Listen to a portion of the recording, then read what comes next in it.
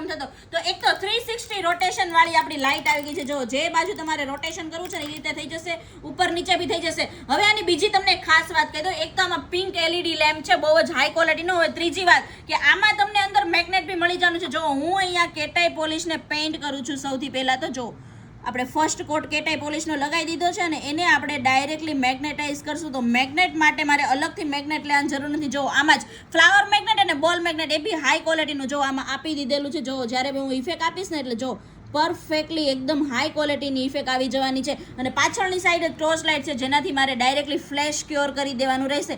બહુ જ મારું કામ આસાન થઈ જવાનું છે. વારા ઘડીએ ક્લાયન્ટ જ્યારે બી યુવી લેમ્પમાં હાથ મૂકવા મિસ્ટેક કરે ને તો એની ભૂલ આપણે સુધારવામાં બહુ જ ટાઈમ બેજે છે. તો એનું સોલ્યુશન આપણી પાસે આવી ગયું છે ઓલ ઇન વન, જેમાં મેગ્નેટ બી છે, ટોર્ચ લાઇટ બી છે, સ્ટેન્ડ બી છે, સોફ્ટ જેલમાં બી ચાલવાનું છે. ઓલ ઇન વન અને 360 રોટેશન અને હાઈ ક્વોલિટીનો યલો લેમ્પ, હાઈ ક્વોલિટીનો pink lamp. Okay bye, thank you.